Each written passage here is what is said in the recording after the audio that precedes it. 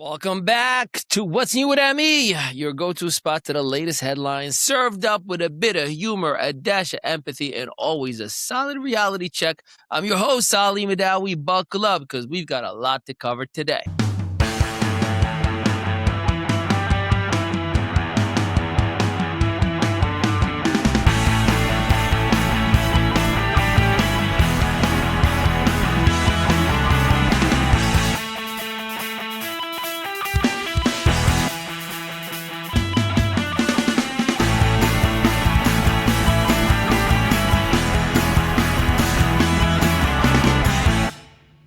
Segment 1, Greenland grumblings. All right, so let's kick things off with the chilly topic of Greenland. President Trump is once again stirring up the pot by suggesting that he and the United States should acquire Greenland, and he is even nudging Europe and Europeans' allies to support the idea. Now, this has everyone from European leaders to Greenlanders to themselves raising some eyebrows. In fact, about 85% of folks in Greenland are like, no, thanks. We are good with Denmark.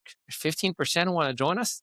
Meanwhile, Trump's own base, who voted for America first, is feeling a bit puzzled. They're wondering why we're talking about buying icy territories when they were promised more focused conversations on affordability and transparency here at home. So yeah, these approval ratings now is about 39%, the lowest it's been. And this Greenland talk is definitely part of that conversation. Segment 2. Epstein files frustrations.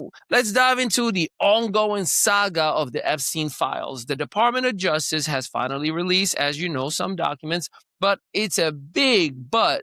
They are heavily redacted, and it's just a tiny fraction of what people were hoping to see. So if you were expecting full transparency, you're probably feeling a bit less down. Commentators on the news are calling it a half measure, and they're growing frustration that the Clintons have not responded to the subpoena related to the case. In short, it's another area where folks are saying, hey, we need more openness and clarity, and they're not getting any of it. Segment 3, Iran's unrest and the UN moves on. So the Iran issue, things are pretty intense over there with major protests leading to thousands of deaths. The United Nations is stepping in, trying to address the violence, and there's a lot of debate about how the U.S. should respond. Some commentators are pushing for a stronger U.S. stance, while others are urging caution. It's a delicate situation, and it is already highlighting the huge political issue. Everyone's got an opinion, but no action is clear. And human costs, extremely high. So we need to talk about peaceful options. Segment 4. The Fed chair shakeup. So speaking of tie throats, let's talk about the Federal Reserve. President Trump is considering replacement of Jerome Powell as the Fed chair, and there's a lot of short list of candidates already lined up. This has sparked a lot of chatter about the independence of the Fed and what it could mean for the economy. Some folks are worried it could shake up the markets, while others think it's just another day in Washington, baby. Either way, it's another piece that puzzles the economy and economic policy and how it could shift for the next months to come. Segment 5, church protests and personal reflection of mine.